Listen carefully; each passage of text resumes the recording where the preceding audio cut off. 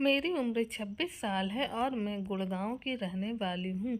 मेरे जन्म के बाद ही मेरे माँ की रोड एक्सीडेंट में मौत हो गई। उस समय मेरी बड़ी बहन की उम्र 14 साल थी। मेरी दादी और मेरे पिता ने मुझे पाला था। दादी ने मेरी माँ की मौत के बाद मेरे पिता से दूसरी शादी पर काफ़ी जोर दिया था, लेकिन मेरे पिताजी दूसरी शादी के बहुत खिलाफ थे और वह राज़ी नहीं हुए। वो मुझे किसी दूसरी औरत की गोद में नहीं डालना चाहते थे। दादी ने पिताजी को समझाना चाहा, लेकिन पिताजी ने साफ इनकार कर दिया। फिर मजबूरन दादी ने ही मेरी परवरिश की, लेकिन दादी भी बस 6 साल तक ही हमारा साथ दे पाई। एक दिन वह भी हम तीनों को अकेला छोड़कर चली गई। पिताजी दादी की मौत के बाद टूट कर रह गए थे। मुझे संभालना उन दोनों के लिए बहुत मुश्किल हो रहा था। मैं उस वक्त सिर्फ 6 साल की थी।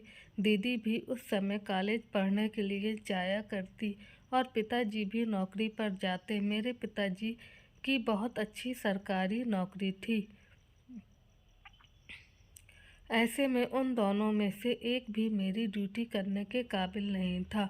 पिताजी अगर काम छोड़कर बैठे तो घर का खर्चा कैसे पूरा होता और फिर दीदी की पढ़ाई पर भी असर पड़ता। आखिरकार दीदी ने अपनी पढ़ाई की कुर्बानी दी और उन्होंने घर बैठकर प्राइवेट पढ़ाई करनी शुरू कर दी। मैं उस वक्त तीसरी क्लास में थी। वह सवेरे उठकर मैं तैयार होकर पर स्कूल के लिए जाती।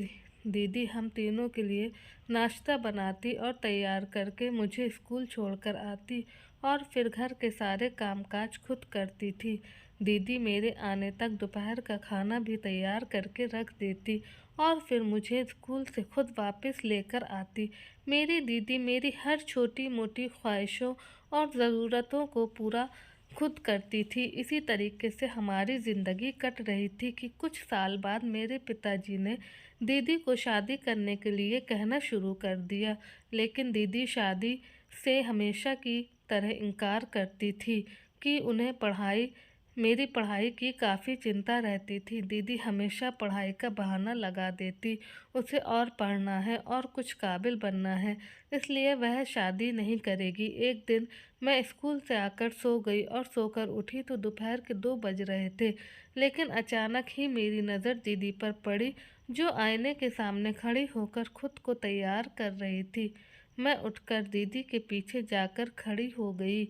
दीदी जो अपने बालों को संवार रही थी, अचानक ही उन्होंने अपना हाथ रोक लिया और मुझे कहने लगी, अच्छा हुआ तुम जाग गई हो। मैं कुछ काम के सिलसिले से घर से बाहर जा रही हूँ। 1 घंटे बाद वापस लौट आऊँगी। तब तक तुम अंदर से दरवाजे को अच्छी तरह से बंद कर लेना और कोई भी शरारत मत करना। मैंने दीदी की बात को अच्छी तरह से समझ लिया और सर हिलाकर कह दिया कि ठीक है दीदी, आप चले जाओ। जब दीदी घर से चली गई तो मैंने दरवाजे को अच्छी तरह से बंद कर लिया और फिर 1 घंटे के बाद दीदी भी वापस आ गई। फिर हर दिन के ऐसे ही होने लगा। दीदी अक्सर काम का बहाना करके 1 घंटे तक घर के बाहर ही रहती और पिताजी के घर आने से पहले ही वापस आ जाती। मैं 8th क्लास में आ गई थी। मेरी उम्र 14 साल हो गई थी। दीदी हो गई थी। दिन ऐसे गुजरते चले जा रहे थे। दीदी की पढ़ाई कंप्लीट हो चुकी थी और दीदी की बहुत अच्छी जॉब लग चुकी थी। एक दिन पिताजी टाइम से पहले ही घर पर आ गए। शाम के लगभग 7 बज रहे थे जब दीदी घर में दाखिल। उनके साथ एक लड़का भी था जिसका चेहरा शहरे से ढका हुआ था और उसके साथ दीदी ने भी शादी का लाल जोड़ा पहना था। मैं और पिताजी ये सब देखकर दंग रह गए। पिताजी ने भी सवालिया नज़र दीदी पर डालते हुए देखा तो दीदी तुरंत हकलाते हुए कहने लगी, पिताजी मैंने इस लड़के से शादी कर ली है, ये लड़का मेरा पति है। पिताजी ने गुस्से में दीदी के मुंह पर थप्पड़ मार दिया और उसके बाद एक नज़र पिताजी ने मुझ पर गुस्से से देखा। पिताजी ने कहा कि इस लड़के को तुरंत अंदर ले जाओ। पिताजी का कहना मानते हुए लड़के को अंदर लेकर चली गई। अंदर जाकर ऐसे ही उन्होंने सहरा उठाया तो मैं देखकर हैरान रह गई। जिसको दीदी अपना पति बनाकर लाई थी, वे बहुत ही ज़्यादा हैंडसम था। वह लड़का लगभग मुझसे उम्र में 3 से 4 साल बड़ा होगा। लड़के को देखकर वह मुझे भी बहुत पसंद आया, पर दीदी ने शादी किस अंजाम में की थी, मुझे ये सोचकर बहुत गुस्सा आ रहा था। वो लड़का बहुत मायूस और सहमा हुआ बैठा था। उसे देखकर उस पर तरस भी आता है। उस लड़के को कमरे में बिठाकर बाहर आ गई। पिताजी ने काफ़ी देर तक दीदी की क्लास लगाई रखी। उनका कहना था, ऐसे किसी लड़के से शादी कर लेना ये कौन सा तरीका है? लड़का कहाँ रहता है? इसका घर बार कहाँ है? क्या करता है? अगर वह पिताजी को बताती तो पिताजी खुद उनकी शादी इज्जत से करवा देते, लेकिन अब जो हो गया था सो हो गया। दीदी ने पिताजी से बहुत बार माफ़ी मांगी। इस लड़के का नाम अंकित है। उसके माँ बाप की मौत आज से 3 साल पहले ही हो चुकी थी। दुनिया में कोई नहीं है, इसलिए मैं शादी करके इसे अपने घर में ले आई हूँ, और ये आज से हमारे साथ ही रहेगा, क्योंकि मैं आप लोगों को छोड़कर किसी दूसरे घर में नहीं जाना चाहती थी। मेरी छोटी बहन भी अभी पढ़ाई कर रही है। मैं नहीं चाहती मेरी वजह से उसकी पढ़ाई पर कोई परेशानी आए। और जहाँ मैं काम करती हूँ ये वहाँ की बगल वाली कंपनी में काम करता है। लेकिन पिताजी ने दीदी की खूब बेइज्जती की थी। अगले कुछ दिनों के बाद वह लड़का जिसका नाम अंकित था, जो मेरे जीजा जी थे, अब हम लोगों के साथ अच्छे से घुल मिल गए थे। क्योंकि वह उम्र से थोड़े से बड़े थे, मैं उनके साथ अच्छे से बातचीत कर पा रही थी। जब मैं जीजा जी का नाम लेती तो पिताजी मुझ पर खूब गुस्सा होते, इसलिए मुझे मजबूरन उन्हें जीजा जी कहना शुरू कर दिया। अब हमारी फैमिली कंप्लीट हो चुकी थी। हम जिंदगी अच्छे से गुजार रहे थे, लेकिन हमारी खुशियों को कहीं ना कहीं हमारी नज़र लग गई। एक दिन पिताजी भी हमें दुनिया से छोड़कर चले गए। जिंदगी की गाड़ी कभी किसी के जाने से रुकी है, जो अब रुकती। हमें भी आखिरकार पिताजी की मौत पर सब्र आ गया। जिंदगी आगे बढ़ने लगी। मेरे जीजा जी के साथ अच्छी बॉन्डिंग हो गई थी। दीदी अक्सर काम के सिलसिले में दूसरे शहर जाना पड़ता था। दीदी को उनकी तनख्वाह भी जीजा जी के मुकाबले काफ़ी अच्छी थी, इसलिए हम उनके पीछे से घर को अच्छे से संभाल रहे थे। हम दोनों की आपस में दोस्ती देखकर दीदी हमेशा हमें साथ देखकर जल भुन जाती। दीदी और जीजा जी की हालत देखकर मैं खूब उन पर मजाक उड़ाती। एक दिन हम सब ने बाहर घूमने का प्लान बनाया। उस दिन दीदी की छुट्टी थी। उस दिन अचानक मेरी तबीयत भी खराब हो गई थी। इसकी वजह से जीजा जी ने भी जाने से मना कर दिया, लेकिन फिर मैंने भी जीजा जी को जाने के लिए ज़बरदस्ती मना लिया। उनके जाने के बाद मैं वहीं हाल में सोफे पर लेट गई। अभी उन दोनों को गए हुए कुछ ही देर गुजरी थी कि अचानक दरवाजे पर शोर की आवाज़ हुई। मैं सोफे से उठने ही वाली थी कि इतनी देर में जीजा जी रोते हुए घर में दाखिल हुए। मैं हैरान होकर खड़ी थी और सिचुएशन को समझने की कोशिश कर रही थी। दीदी बार बार जीजा जी से उनकी किसी सच्चाई के बारे में बात कर रही थी। दीदी बार बार गुस्से से जीजा जी को मार रही थी, लेकिन जीजा जी बार बार दीदी के आगे मिन्नतें कर रहे थे कि उन्होंने कुछ नहीं किया, उनकी कोई गलती नहीं है। जबकि मैं चुपचाप खड़ी सारा तमाशा देख रही थी। दीदी जीजा जी की किसी सच्चाई के बारे में बात कर रही थी के बारे में आज तक दीदी ने मुझे कुछ नहीं बताया था। मैं अपने दिमाग में न जाने क्या क्या सोच रही थी। कुछ देर बाद दीदी अपने कमरे में चली गई, और थोड़ी देर के बाद जब अपने कमरे से बाहर आई तो मैंने देखा कि उनके हाथ में एक बड़ा सा बैग था। उस बैग में उन्होंने अपना सामान रखा हुआ था। उन्होंने जीजा की तरफ गुस्से से नज़र देखा और घर के बाहर निकल कर चली गई। उन्होंने एक बार भी मुड़कर मुझे देखना गवारा नहीं समझा। इस बात का मुझे बहुत दुख हुआ। वो तो चली गई थी, लेकिन उस वक्त जीजा जी की हालत बेहद ख़राब हो रही थी। मैंने फ़ौरन से जीजा जी को हाथ से उठाया और उन्हें सहारा देते हुए कमरे तक ले गई। वह बहुत बहुत ज़्यादा रो रहे थे। मेरे जीजा जी के देखने में बहुत मासूम थे, वो बहुत शरीफ इंसान थे। आज तक उन्होंने कभी भी दीदी से या मुझसे कभी ऊंची आवाज़ में बात तक नहीं की थी, और आज दीदी के इस अंदाज से वह काफ़ी ज़्यादा मायूस हो गए थे। जीजा जी की आंखों में लगातार आंसू निकल रहे थे। वे बार बार दीदी को पुकार रहे थे। उन्हें संभालने में मुझे बहुत दिक्कत हो रही थी। सुबह जब मैं दीदी और जीजा जी के कमरे में गई तो मैंने देखा कि दीदी के कमरे में टेबल पर एक लेटर रखा हुआ था। वह लेटर उनका जो पोस्टिंग लेटर था। इसका मतलब दीदी के दूसरे शहर में पोस्ट हो गई थी। मैंने सोचा चलो अच्छा हुआ दीदी का ट्रांसफ़र हुआ, वरना मुझे तो लगा था दीदी कहीं गुस्से में घर तो छोड़कर नहीं चली गई। ये तो अच्छा हुआ कि पता चल गया कि दीदी कहाँ है, वरना ना जाने जीजा जी का रो रो कर क्या हाल होता। दीदी ने जीजा जी की ऐसी हालत कर दी थी कि मुझे दीदी पर बहुत ज़्यादा गुस्सा आ रहा था। अब घर में और जीजा जी आदि ही बचे थे, मैं और जीजा जी ही बचे थे।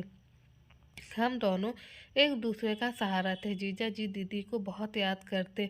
उन्होंने दीदी की वजह से खाना पीना भी छोड़ दिया। मैं बहुत समझाती कि खाना पीना छोड़ने से कुछ हल नहीं होता। मैं जानबूझकर ऐसे चुटकुले मारती ताकि उनके चेहरे पर एक मुस्कुराहट आ जाए। मुझे दीदी की अब बिल्कुल भी याद नहीं आती, बल्कि मैं तो खुश थी कि अच्छा हुआ कि वह घर से चली गई। जैसा सलूक दीदी ने जीजा जी के साथ किया था, उस हिसाब से मुझे दीदी पर बहुत गुस्सा आ रहा था। खैर, दिन गुजरते चले गए। मेरा एमबीबीएस भी हो गया। मैं डॉक्टर बनना चाहती थी। जब मैं एमबीबीएस की डिग्री लेकर घर पहुंची तो मैंने खुशी के मारे अपने जीजा जी को कसकर गले लगा लिया और जीजा जी ने मेरे माथे को चूमते हुए कहा, देखा, मैंने कहा था ना कि एक दिन तुम्हारा सपना पूरा हो जाएगा और तुम डॉक्टर बन जाओगी। और वह दिन मेरे लिए बहुत खुशी का दिन होगा। मेरी इस खुशी पर जीजा जी बहुत ज़्यादा खुश थे। उन्होंने मुझसे कहा, अब तुम डॉक्टर बन गई हो, तुम्हारे हाथ में डॉक्टर की डिग्री आ गई है। अब तुम ये बताओ मुझे तुम क्या ट्रीट दे रही हो। मैंने जीजा जी से कहा कि आप कुछ भी मांगो मैं आपको वही दे दूंगी। तो जीजा जी ने मुझसे कहने लगे कि ठीक है, चलो हम बाहर कहीं घूमने चलते हैं। मैंने जीजा जी के गले में हाथ डालते हुए कहा कि आपका हुक्म सर आँखों पर, आप जैसा कहेंगे मैं वैसा ही करूँगी। आप बताइए आपको कहाँ जाना है। जीजा जी के हंसने की आवाज़ सुनकर मैं भी कहीं खो सी गई थी। आज इतने दिनों के बाद उनके चेहरे पर मुस्कुराहट आई थी। मैं वह देखकर बहुत खुश थी। मेरे कान तो जीजा जी की हंसी सुनने के लिए तरस गए थे। मैं लगातार जीजा जी की तरफ देखे जा रही थी। मैंने अपने दिल में ठान लिया कि हमें हमेशा अपने जीजा जी को ऐसी खुश रखूंगी। उनको कुछ खुश देखकर मन ही मन सोचने लगी कि काश जीजा जी की शादी मुझसे हुई होती तो आज मैंने बहुत खुश रखती, क्योंकि मेरा जीजा बहुत ही नेकदिल इंसान थे। मगर जब क्या हो सकता था, किस्मत में जो लिखा था वह होकर ही रहता है। मैंने सोचा मैं गुम थी कि तभी अचानक मेरा हाथ पकड़कर मुझे हिलाया तो मैं अचानक होश में आ गई और घबरा गई, जैसे मेरी कोई चोरी पकड़ी गई हो। एकदम जीजा जी से नजर चुराने लगी और इधर उधर देखने लगी। जीजा जी ने मुझसे पूछा कि किन ख्यालों में खोई हुई हो। जीजा जी का सवाल सुनकर मैंने फिर से जीजा जी की तरफ ध्यान दिया। एक दिल कह रहा था कि उनको सब कुछ बता दूं, आखिर में किस बारे में सोच रही हूँ, मगर फिर मैंने अजीब सा रिएक्शन बनाकर बात को टाल दिया। फिर मैंने जीजा जी से कहा कि अब जल्दी से तैयार हो जाओ, फिर हम बाहर चलकर और फिर हम बाहर चलते हैं। और फिर मैं भी अपने कमरे में आ गई ताकि कपड़े चेंज कर रेडी हो जाऊं। लगभग 20 मिनट के बाद मैं तैयार होकर अपने घर से बाहर आई और गेट के बाहर आकर खड़ी हो गई तो जीजा जी पहले से ही बाइक लेकर खड़े थे। जीजा जी को देखकर मैंने कहा कि आप आज काफ़ी हैंडसम लग रहे हो। ये सुनकर उनके चेहरे पर एक हल्की सी मुस्कुराहट आई। फिर मैं बाइक के पीछे बैठ गई और जीजा जी बाइक चलाने लगे। आज पहली बार मैं जीजा जी की बाइक के पीछे बैठी थी। जीजा जी बाइक काफ़ी तेज़ चला रहे थे। आज बहुत ज़्यादा खुश थे। ये देखकर मैं भी बहुत ज़्यादा खुश थी। जीजा जी बाइक बहुत तेज़ चलाने की वजह से मैंने जीजा जी से कहा कि आप थोड़ा धीरे चलाइए, क्योंकि मुझे बहुत डर लग रहा था। मैं इससे पहले आज तक किसी भी लड़के की बाइक के पीछे नहीं बैठी थी, यूं ही मस्ती मजाक करते हुए हम लोग मॉल तक पहुंच गए। जीजा जी ने गाड़ी मॉल के बाहर लगा कर मॉल के अंदर चले गए। वहां जाकर हम लोगों ने खूब शॉपिंग की। मैंने जीजा जी के लिए बहुत अच्छी अच्छी शर्ट भी ली, जिसे पहनकर वो और भी ज़्यादा हैंडसम लग रहे थे। उन्हें देखकर मेरा दिल डगमगाने लगा था, लेकिन मैंने अपने जज्बातों पर खूब काबू करके रखा था। शॉपिंग करते करते कब वक्त गुजर गया हमें कुछ पता न चला। एक चीज़ मैंने इतने दिनों से नोट की थी, वो थी ये कि जीजा जी दीदी के जाने के बाद काफ़ी नर्वस हो गए थे। उनका कॉन्फिडेंस भी कम हो गया था, लेकिन मेरा साथ हो जाने से उनका कॉन्फिडेंस बढ़ जाता। उसके बाद हमने मूवी देखी और रात का डिनर भी हम दोनों ने एक साथ किया। फिर हम बाइक पर बैठकर अपने घर के लिए रवाना हो गए। सर्दियों का मौसम था और ठंड बहुत ज़्यादा बढ़ गई। रात के टाइम बहुत ठंड महसूस हो रही थी। ठंड लगने की वजह से मैंने जीजा जी को पीछे से पकड़ लिया और यूं ही हंसते हंसते हम लोग घर पहुंच गए।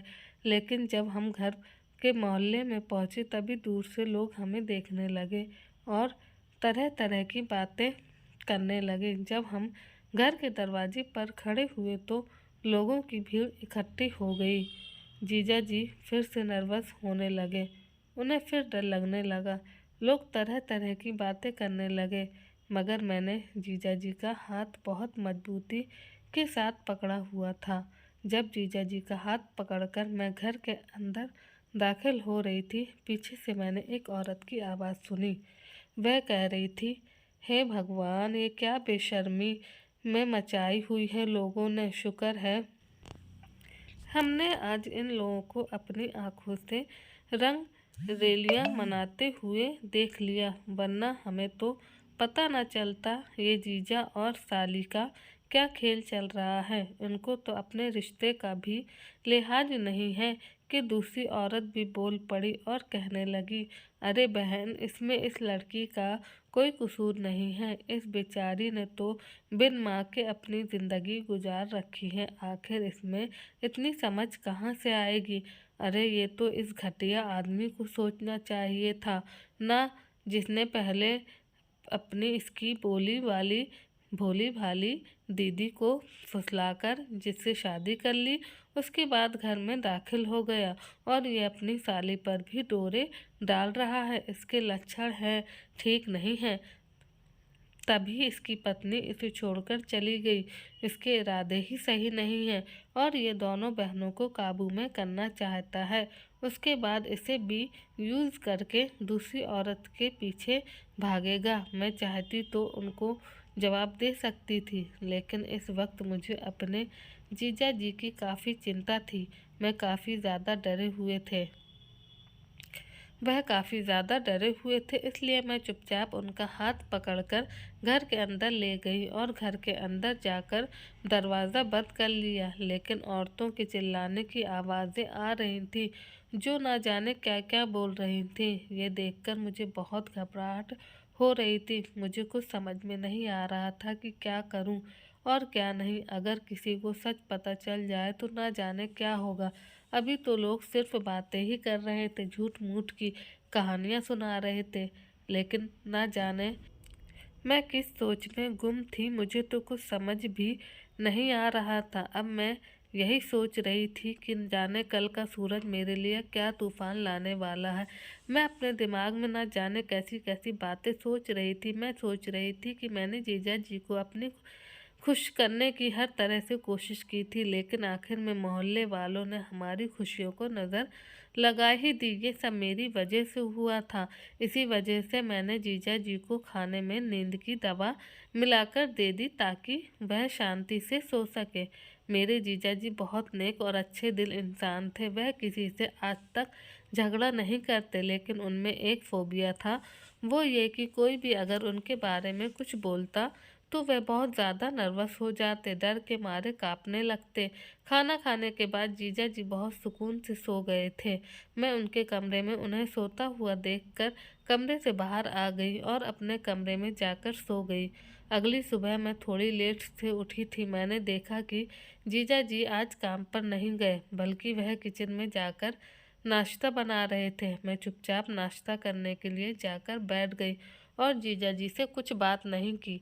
लेकिन जब मैं नाश्ता करने वाली थी कि तभी अचानक घर के दरवाजे की बेल बजी। मैंने अपने कान खड़े कर लिए क्योंकि मुझे पता था कि मोहल्ले वाले बाहर आकर खड़े हैं और वह फिर से कल रात के बारे में फिर से कोई ना कोई बात ज़रूर करेंगे।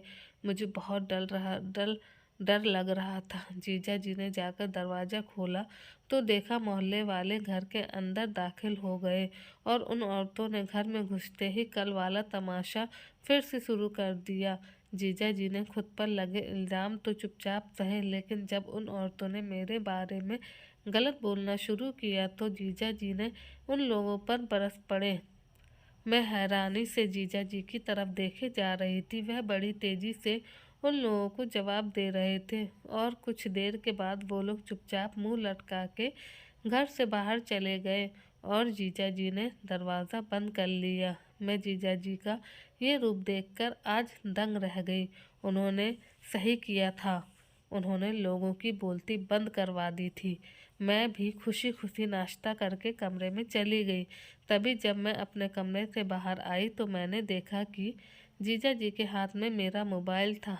न जाने किससे बात कर रहे थे। लेकिन जब मैं उनके पास पहुंची तो वह मुझे कहने लगे कि तुम इतनी बड़ी गलती कैसे कर सकती हो। मुझे लगने लगा था कहीं जीजा जी को मेरी सच्चाई तो नहीं पता चल गई, और जब जीजा जी को पता नहीं मेरे बारे में क्या क्या सोच रहे होंगे।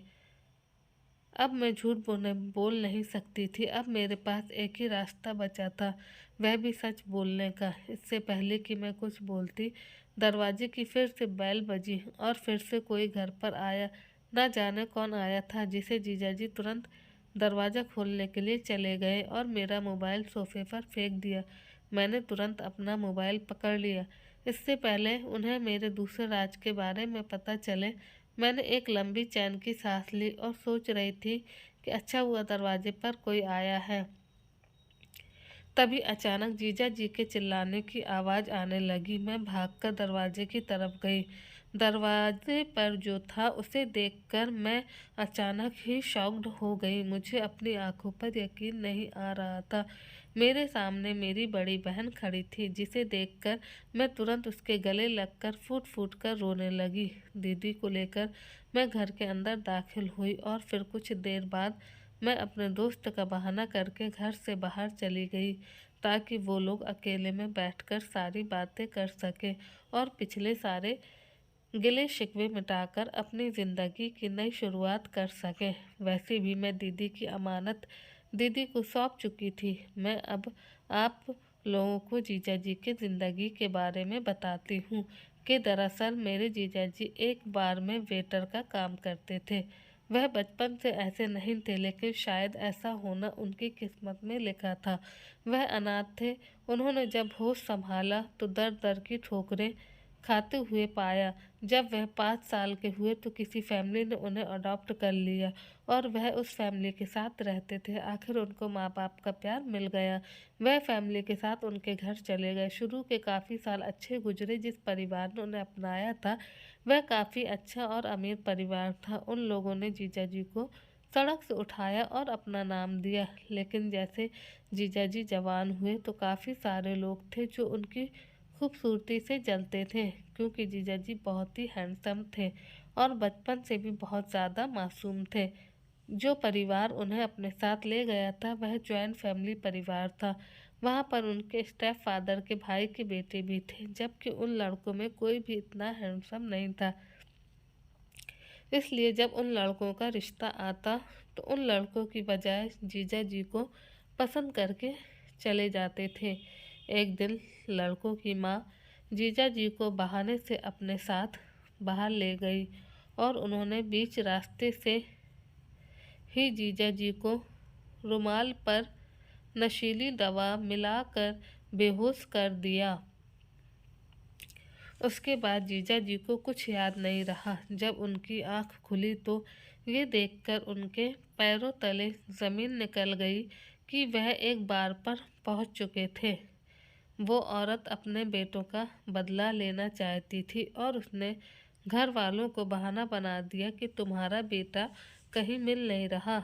न जाने वो मुझे छोड़कर बीच रास्ते में कहाँ चला गया। मैंने उसे ढूंढने की बहुत कोशिश की, लेकिन वह मुझे कहीं नहीं नजर आया। जीजा जी के सौतेले बाप ने हर तरह की कोशिश की, लेकिन जीजा जी का कुछ पता न चला। जीजा जी की सच्चाई के बारे में मुझे उस दिन पता चला जब मैं अपने एक पुलिस अफसर दोस्त को जीजा जी के बारे में जांच पड़ताल करने को कहा। जिस दिन दीदी और जीजा जी के बीच में झगड़ा चल रहा था और दीदी घर छोड़कर चली गई, लेकिन फिर एक साल बाद जीजा जी भी उस बार से छुपते हुए भाग निकले। कितने दिनों तक रास्ते पर भीख मांगते रहे। एक रात एक पुलिस वाले ने उनको रास्ते पर भीख मांगते हुए देखा था। उन्होंने कहा कि तुम तो भले इंसान नजर आ रहे हो, तो फिर तुम भी क्यों मांग रहे हो, तुम भीख क्यों मांग रहे हो। तब जीजा जी ने उन्हें अपनी सारी कहानी सुनाई। तब उस पुलिस वाले ने जीजा जी को कोई कंपनी में नौकरी दिलवा दी और इसी तरह जीजा जी अपनी ज़िंदगी काट रहे थे। तभी जीजा जी को मेरी दीदी से मोहब्बत हो गई और दीदी उनसे शादी करके उन्हें घर पर ले आई। लेकिन दीदी को ये बात शादी के बाद पता चली थी, इसलिए उन पर बहुत गुस्सा हुई और गुस्सा करके घर छोड़कर चली गई।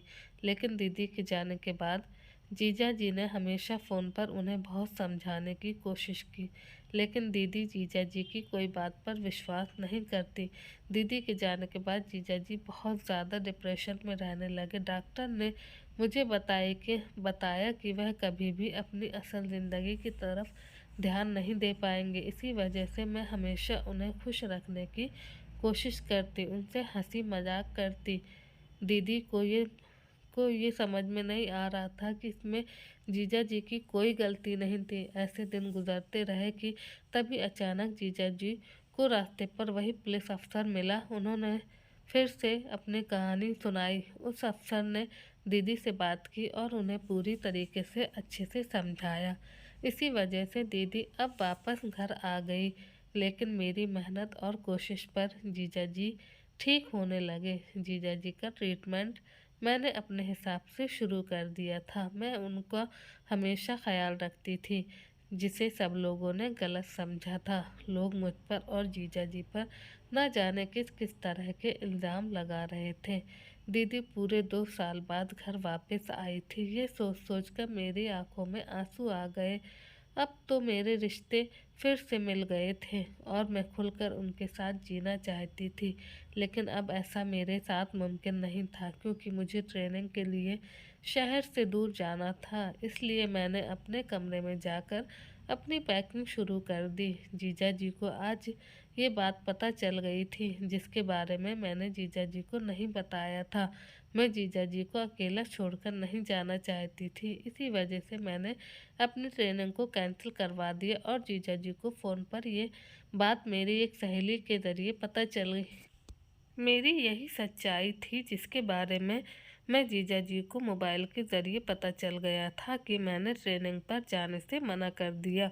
आखिरकार उनका सपना था, लेकिन मैं अपने परिवार की वजह से आपको छोड़कर अकेला नहीं जाना चाहती। शाम के टाइम जब मैं घर वापस लौट कर आई, तो मैंने देखा कि जीजा जी और दीदी मेरा इंतज़ार कर रहे थे। दीदी ने रोक रोक कर अपनी आंखें सुजा ली थी। ऐसा लग रहा था जैसे वो मुझे डांटने के लिए तैयार बैठी थी। मैं जाकर उनके पास बैठ गई और उन दोनों को देखने लगी। मैं दीदी और जीजा जी को अपने माता पिता के समान समझती हूँ। जीजा जी ने मुझे सगी माँ से भी बढ़कर और बाप का प्यार दिया, इसलिए मैं चाहती थी कि मैं जीजा जी को कभी अकेला छोड़कर नहीं जाऊंगी। लेकिन अच्छा हुआ कि दीदी खुद ही घर वापस लौटकर आ गई। अब मैं बेफिक्री से अपने ट्रेनिंग के लिए जा सकती हूँ। दीदी और जीजा ने मुझे समझाया कि तुम अपने ट्रेनिंग पर आराम से जा सकती हो और तुम्हें किसी चीज़ की ज़रूरत हो हमें ज़रूर बताना। हम हमेशा तुम्हारे साथ रहेंगे और अपना सपना पूरा करो और कामयाब डॉक्टर बनकर घर वापस लौटना। मुझे दीदी और जीजा जी से बहुत हिम्मत मिली थी।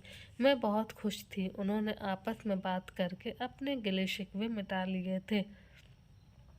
आखिरकार जीजा जी के साथ जो हुआ था उसमें जीजा जी की कोई गलती नहीं थी। इसलिए दीदी ने जीजा जी के बारे में सच्चाई जानकर उनसे माफ़ी मांगी और कहा कि वह उन्हें छोड़कर कभी नहीं जाएंगी। मैं बहुत अच्छी डॉक्टर बन गई हूँ और मेरा अपना हॉस्पिटल भी है। जीजा जी और दीदी भी अपनी ज़िंदगी में बहुत खुश हैं और आज मेरी दीदी और जीजा जी के पास दो दो बेटियां हैं। दोनों अपनी ज़िंदगी में बहुत खुश हैं। मैं शादी करने के लिए एक अच्छे लड़के की तलाश कर रही हूँ। आप लोग दुआ कीजिए कि मुझे मेरे जीजा जी के जैसे ही लड़का मिल जाए जो मेरे परिवार को अच्छी तरह से संभाल ले। दोस्तों, कहानी कैसी लगी कमेंट करके ज़रूर बताएं। वीडियो को लाइक करें, चैनल को सब्सक्राइब